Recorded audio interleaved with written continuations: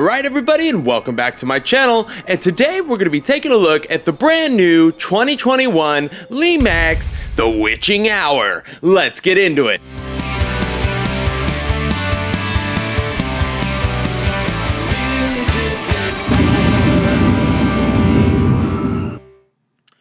Okay, so the Witching Hour, super cool. I'm glad they're kind of doing more of the witch stuff this season. I love the whole idea of the witch. I think I've said that in past videos. So it's really nice to see some cool witch stuff coming our way, and this is no exception to greatness.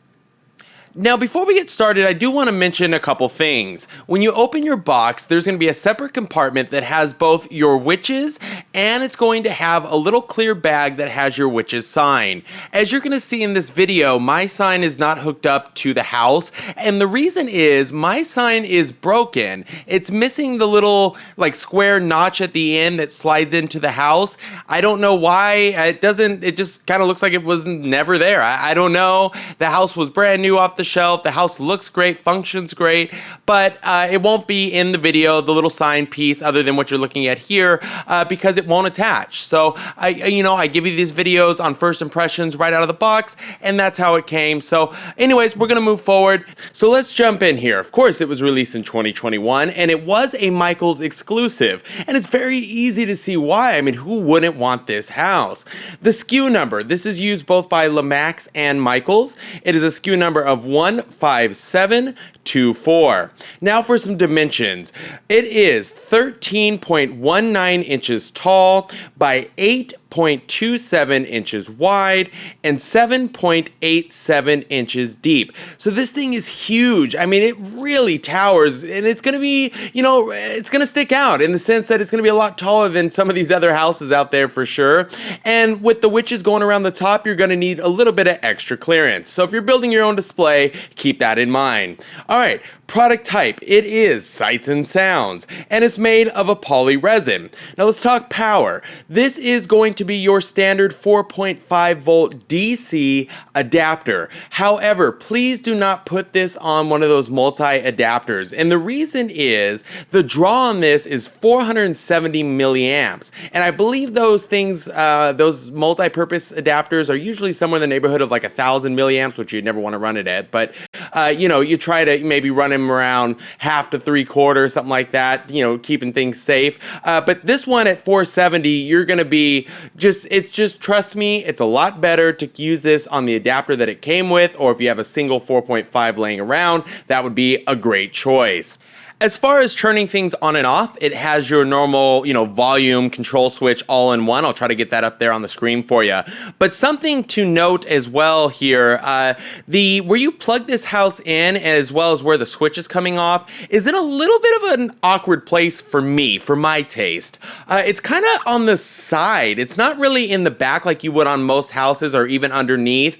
It's on the side. So, I don't know, it may not cause a problem for most, but for me, I have a tight space and I really have to put the houses right next to each other. So, I don't know. I just thought that would have been cool to see maybe in the back or underneath, but I'm sure they have their reasons on why it is where it is. And at the end of the day, it doesn't take away from the piece. It just, it's a little different, and maybe that's part of the problem too, but it's not a big deal. But I did want you to know ahead of time that this plugs in more to the side than it does the back. Okay, price.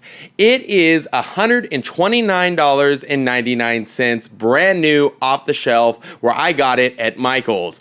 And this one, look, that's appropriate. I mean, look, it's expensive, I know, but I think it demands the price. I really do. And the truth is, though, at least for those of us who do shop at Michaels, there's always some good coupons laying around. I think I had a 40 off actually when I bought this one.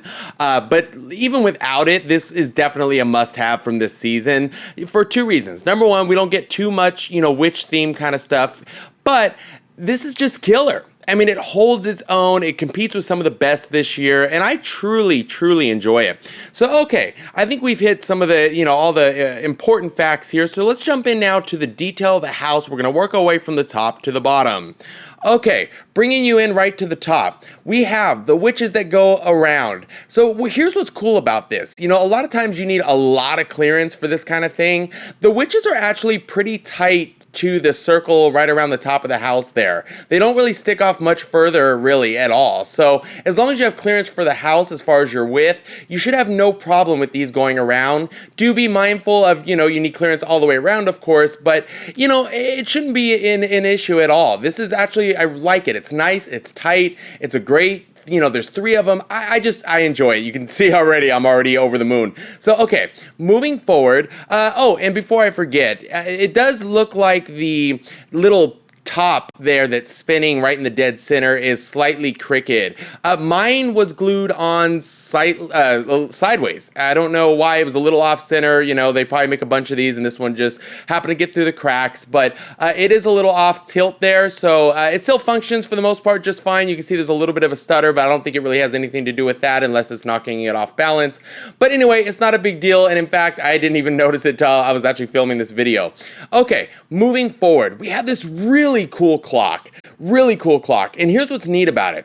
All 3 hands, and I'm calling that big circle thing a hand. Technically, it's not, I know, but it all moves. It's really a cool addition. I don't know. I think, could they have gotten away with just doing the 2 clock hands? Sure. But having all of it move, including the big circle part, which you can let me know in the comments below what the proper name of all that would be. But anyways, I thought that was a really beautiful touch, and having a nice light right on the center there really helped bring it to life. Okay, so we're gonna actually move to our right a little bit, and you're gonna see like a door and some signs and a lot of rock work or stone work. Really beautiful on this piece. I mean, they really carved this one just stunning. All the way around, there is just little intricate details hiding all around this place, right down to the little shoes hanging there on the left. I mean, come on, they really went above and beyond. Now, moving down to more of the center of the building, you're gonna find another witch right there in front of the door, a couple pumpkins, and then a really cool cauldron that's like glowing, almost kind of pulsing a little bit. I like that. I think it was another beautiful touch, and there's something about a cauldron which is just a must-have when it comes to like a witch piece or something like that. So again, they really stuck to the concept on this house. All right, moving down. Now we have some witch-like chasing scenes going on down here on the bottom.